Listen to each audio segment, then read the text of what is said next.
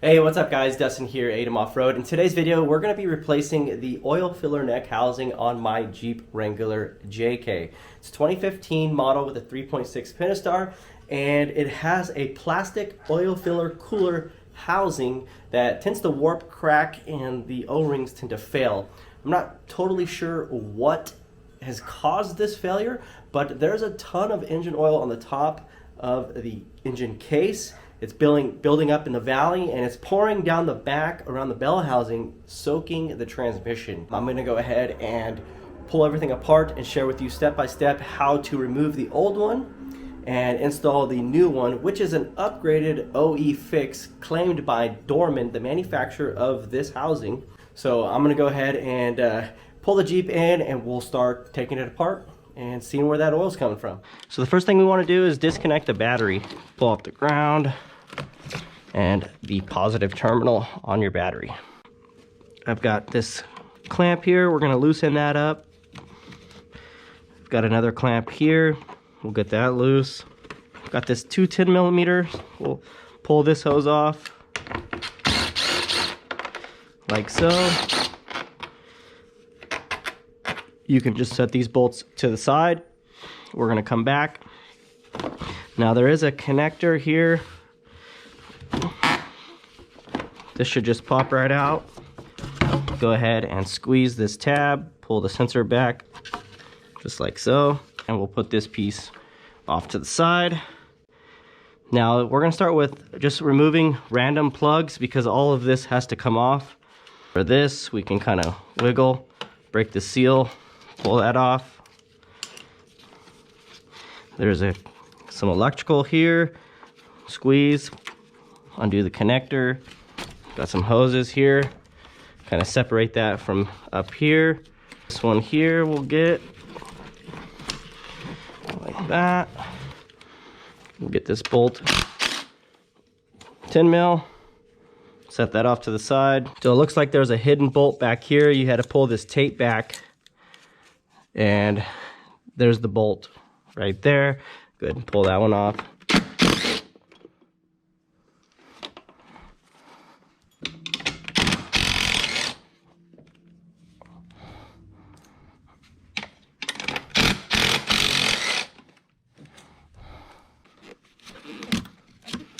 Slide that back, and it should allow you to disconnect this plug here. So there's going to be two support brackets on the right side of the intake. We're going to start removing the one up front by the throttle body. There's going to be two nuts on the top, and on the bottom there's two 10 millimeter bolts on the cylinder head. Go ahead and remove those. This tool right here works good for kind of forking off these tabs for the electrical. So you can move this bracket off to the side. That way it's taken off. There's a plug here on the side as well. You can use our channel locks. Just kind of grab onto the outside. You don't want to squeeze too tight, but just kind of crack it loose. Push that off to the side. The second bracket's going to be on the back by the firewall. On top, there's going to be two 10 millimeter nuts, and on the bottom we're going to be loosening, don't remove, but just loosen the 13 millimeter nuts on the studs down here underneath the brake booster, just above the exhaust.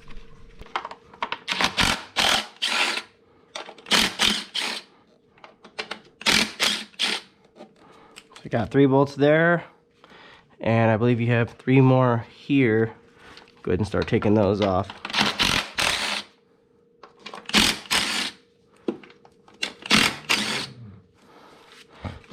And everything's starting to come loose.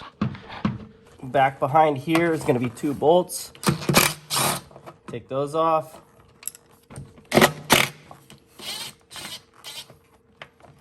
Alright, set those up there. Like that. Pull this piece off to the side, and then pull out the intake. So this piece right here just pulls off. This foam pad, we'll move that off to the side. Okay, so there's this hose right here. It's kind of in the way. I'm just gonna unplug it from the right side of the valve cover. and we'll remove that as well. I want to start disconnecting all the electronics from the coil packs and the fuel rails, both sides, and then we'll unbolt it and get this moved out of the way. So that's kind of what I'm working on right now. Just getting all the hoses, electrical disconnected, and then we'll start pulling off some bolts. But in the meantime, I'm going to cover this up with some paper towels.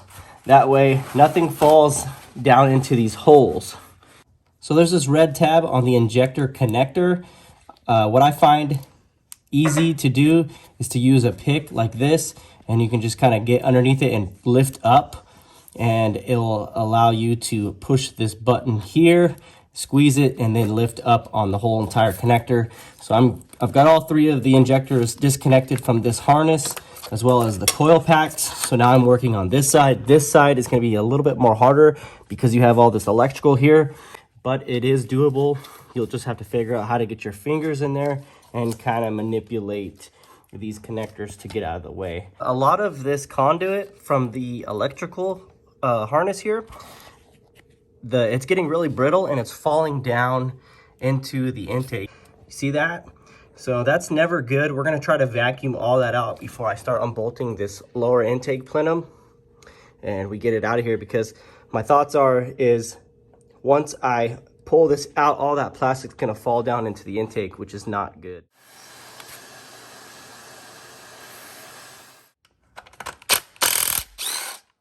There's going to be 8 bolts, 4 on this side, 4 on this side of the rail, that we're going to loosen up right now with our 8mm. This is the fuel line right here. I'm going to leave that connected. I don't see any reason why we couldn't just move that out of the way as well. And then I'm going to kind of lift up here.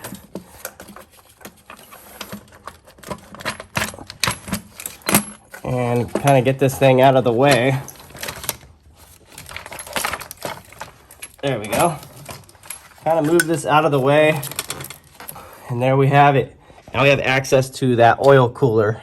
All right, so I've come back from a little break. We're gonna start proceeding to remove this oil cooler out. Now, the reason why I took a break was because I did not have the tool. I have it now.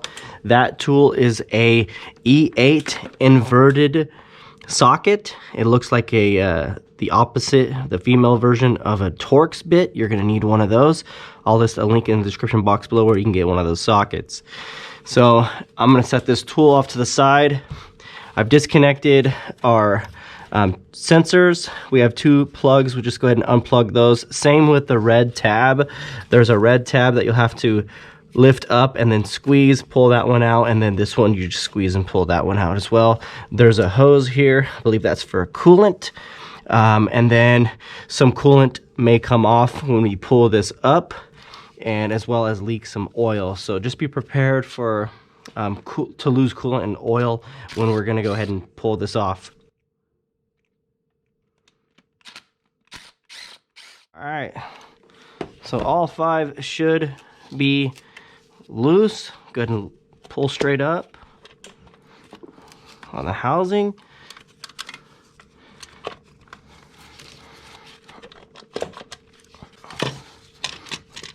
And then now we can access here. So as you can see, we're gonna be leaking a lot of coolant here and oil. It's gonna be dripping down the bottom. You might wanna put a catch pan. Just gonna take some channel locks here and loosen up this clamp, and we'll go ahead and pull this hose off. And set that off to the side. And there we have it. Oil cooler has been removed. Let's go ahead and set this next to our new oil cooler.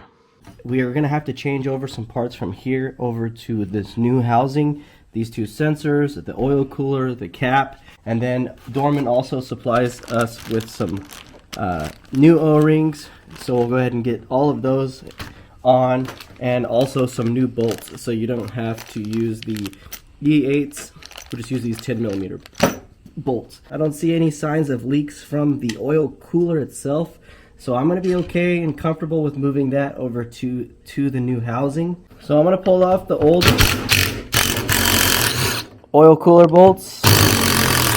We're going to have 6 of them.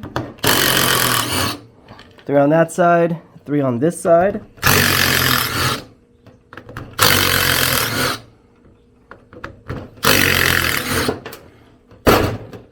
And that should allow us to separate the oil cooler from the housing with this little Scotch-Brite pad that I have. We'll just clean the surface up real nice and good. Alright, so I've got the gaskets here. We're just going to set those in. And then my oil cooler is real nice and cleaned up. Taking some Scotch-Brite pad and cleaned up this side here. And then we have the alignment dowels. These are 2 pins. So there's only one way it goes on. Go ahead and just set it right there over the top. And then we'll get our bolts in. We're going to torque these bolts in a cross pattern to 35 inch-pounds. Just get the bolts ran down.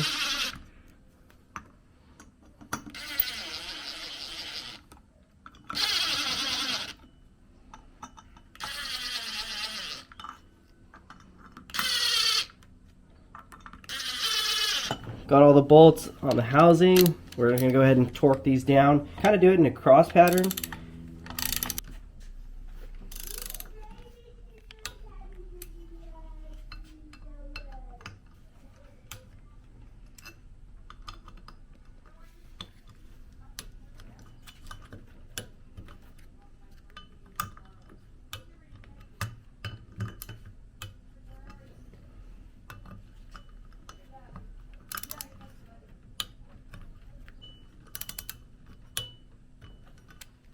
This is a 24mm socket.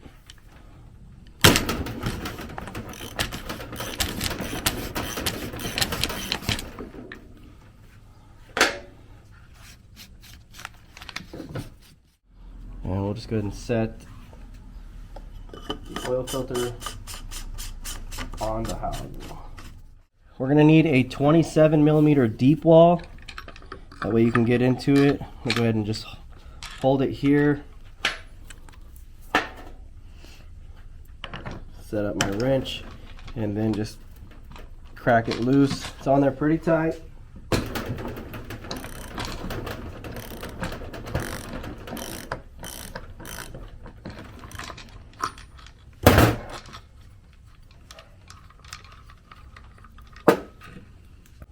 So I'm going to take some of this Teflon tape and put it on the end of this sensor. This is the oil temp sensor. And then we'll just go ahead and thread it on.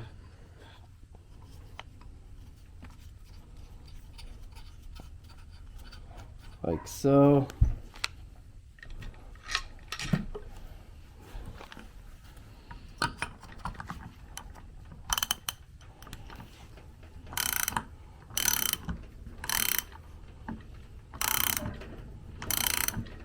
And then we also have the coolant temp sensor. I'm going to take that off with a 19mm socket. Woo! That one's on there really tight, guys. But looks like we got it off without damaging it. So there it is. Go ahead and put some Teflon tape on this one as well.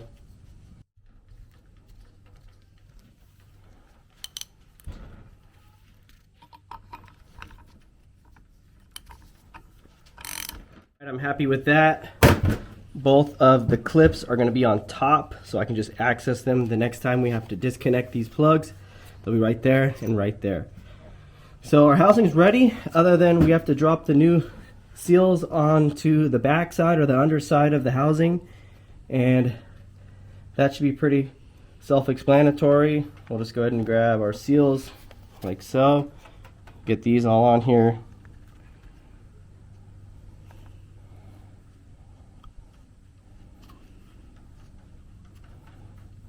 So we've got 3 different size seals. We've got this large, medium, and smaller seal, and then we have the one right here. Just gonna slip that on over this groove here. We're gonna take some oil and just give it a light coat of oil all around this O-ring. That way it eases right into the cylinder block. Don't have to put any oil on these ones. I'm just gonna double check that they don't fall off. So this thing is ready for install. This is my little vacuum transfer pump. I've got it pumping into this old helium tank, and I'm going to kind of just suck out all of this coolant and fluid out of the valley of this engine.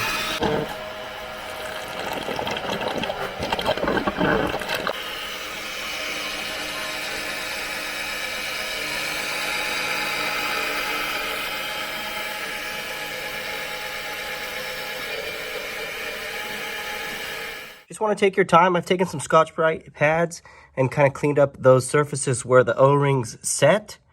What's been helpful is basically just pushing a rag through down to the bottom of the cast and then using a screwdriver and just kind of pushing down on the towels, and that's kind of helped soak up all of this fluid and coolant and oil up. I plugged up all these holes while doing it so nothing would fall down into those holes. So I've got about an hour and a half cleaning everything up. All of the mating surfaces are real nice and clean. I'm happy with that. We're gonna go ahead and move on to installing that oil cooler. We're gonna go ahead and now hook up our coolant hose, slip that on, and we'll go ahead and pull back that clamp. I've got all the O-rings still on, a little bit of oil on this one, wipe that off. Now set the unit on top. All right. Get it straight on there and press down, straight down, just like that. Like I've done there. Start putting in these bolts, threading these in by hand because I don't want to strip any of these, and especially in that aluminum. We don't want to strip any of these bolts. I've got my torque wrench set to 9 foot-pounds, and I've got this long extension with a 10mm socket. We're gonna go ahead and start torquing this down. I'm gonna stop just before torque because I want to get all these nice and flat.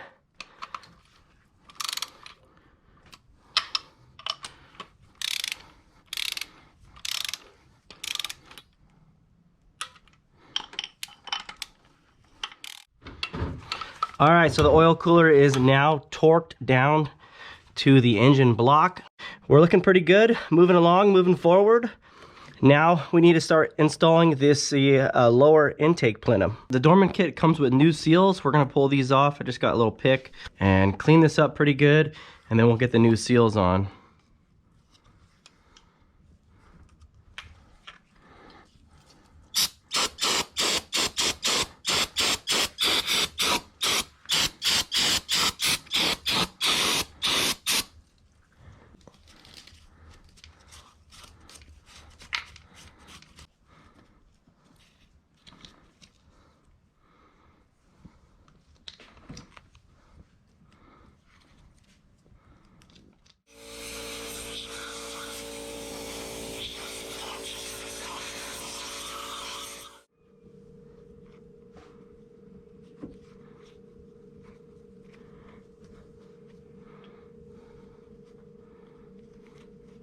Go ahead and set that on. It can be kind of a pain in the arse because you have all these bolts here and they like to get hung up.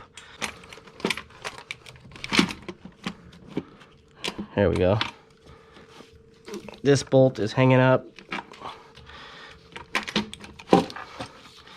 There we go. All right, I think it's on. Just kind of check your surroundings. I think it goes on a little bit over there. I think all the bolts kind of dropped into their holes. And there is an actual torque sequence on this. I'll show you guys a picture of the torquing sequence, but we're going to be torquing these down to 9 foot-pounds.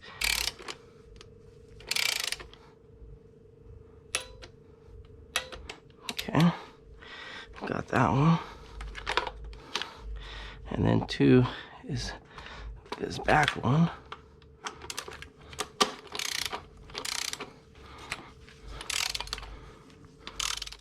All right, so now we've got the lower intake plenum torqued. We're gonna go ahead and start getting some of these electrical connectors plugged back in. We've got the injector connectors here. You wanna be very careful. Just make sure they're straight, going straight in. And you don't bend any of these tabs here. So I'm just gonna go straight in until it clicks and then push down the safety. We'll just do all the injectors and then the coil packs on this side. And a little pro tip, just kind of pull back on them, make sure that they're snug and actually attached. They make good connection. And then we'll go and set in our coil. Nice and straight in.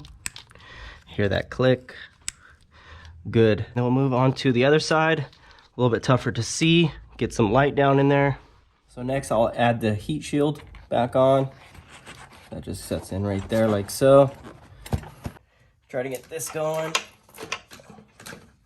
All the hoses out of the way.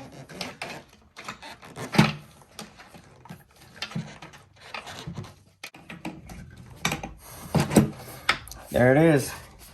I think we just set right in, just like that. Very nice. I'm gonna leave up on the screen the sequence to torque those down, but for right now, I'm just gonna kind of buzz these bolts in and get them started.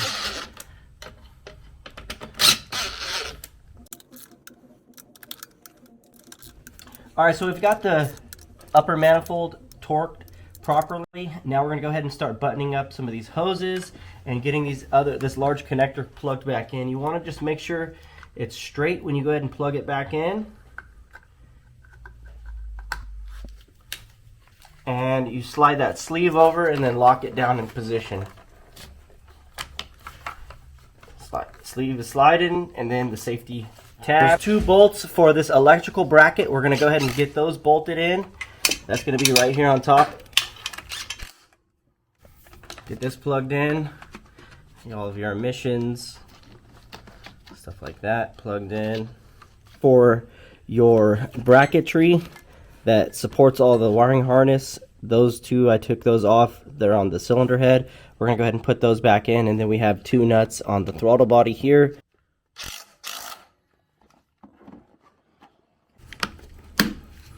Go ahead and get all this electrical plugged in, all your sensors. Just be careful. You want to make sure these go straight in. Hear the click. Got 2 nuts on these studs right here. Just use my 10 mil, buzz those down.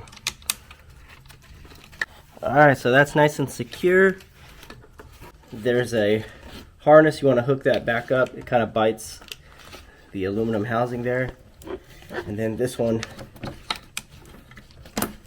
you want to just plug it straight in. And then don't forget the safety tab on that one. So I've also got these ones right here supporting the upper intake. There's 2 13mm nuts. The bracket sets on a post. You want to make sure to not forget to tighten up those. We loosen those up. That way we can move the bracket back to pull off that intake. So just double check that you got those nice and snug as well.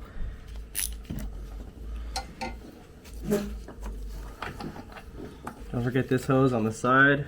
You want to push that back in all the way. Don't forget that sensor right there. I'm going to go ahead and plug that in. There it is. And then we'll get this side on.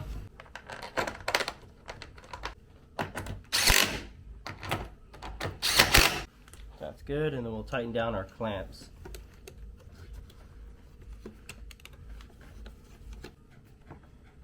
I just got everything double checked, all the connections, hose put back on the intake, connectors, all the attachments for the wiring, looms, and all the harnesses. Everything looks really good.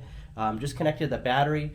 We're probably about a half quart, maybe even a quart low, since we had to drain some of the oil. And then we also don't forget to top off the coolant, and then we'll get ready to start this thing up. There is a bypass valve in here. So usually at cold start, when you don't have the engine pressures in that housing, basically this valve will open up and allow oil to circulate, basically bypassing the oil filter. Sometimes under high RPMs, under load, this will also kick in, and then as well as bypass the oil filter. I'll leave a link in the description box below that talks a lot more about these, but you want to be particular careful with these.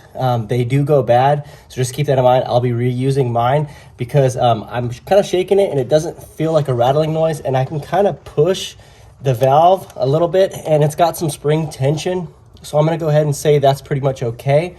The seal is in the proper groove, and we're going to go ahead and stick the filter on. I didn't share with you that properly. early on in the video because I was bypassing the filter anyways just to get the housing primed. But the filter is going to go in to the cap and it's going to snap in. Once it's snapped in, just make sure your O-ring is lubed up, and then we'll go ahead and drop it straight down in there. And then go ahead and rotate the cap by hand. And that bottom O-ring should go straight right into the bottom hole, like so. And then we'll go ahead and torque this cap to 18 foot-pounds. And that's it. So we'll run it, monitor it, check for leaks and everything. Make sure that the housing is sealed well, coolant as well as oil. And we'll just be monitoring for the next couple of weeks, making sure that there is no leaks and everything. And kind of go from there. That's going to pretty much conclude the video. Hope you guys enjoyed the video. If you have any questions, feel free to leave those in the comment box below. And we'll see you guys in the next video. Have a good day. Peace out.